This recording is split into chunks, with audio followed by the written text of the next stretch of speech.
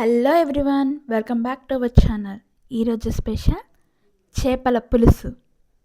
పదండి ఎలా చేయాలో చూద్దాం. ఫస్ట్ చేపలని బాగా కడిగి శుభ్రం చేసుకొని ఇప్పుడు దీనికోసం కడాయి పెట్టి అందులో నూనె వేసి ఆవాలు బాగా వేగిన తర్వాత ఉల్లిపాయలు కరివేపాకు వేసి బాగా వేగనిచ్చి దంచి పెట్టుకున్న వెల్లుల్లిని కూడా వేసేయాలి.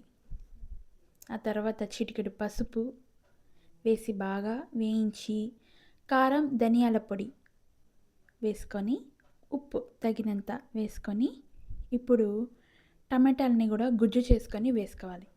ఆ తర్వాత జీరా మెంతి వేయించి దంచిపెట్టుకున్న పౌడర్ని కూడా అందులో వేసేయాలి.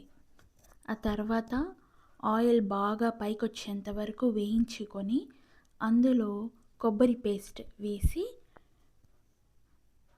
కొంచెం చింతపండుని ముందుగానే నానబెట్టుకున్నాము ఆ వాటర్ని కూడా అందులో వేసేయాలి. ఇప్పుడు బాగా దాన్ని మనం ఎంత వాటర్ కావాలో అంత వాటర్ వేసుకొని మరిగించి అందులో ఈ చేప ముక్కలను వదిలేయాలి. అంతే అండి, ఒక్క 10 minutes అంతే, చేపల పులుసు రెడీ.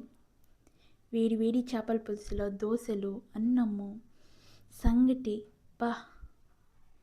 ఏది కావాలంటే అది సర్వ్ చేసుకోవచ్చు.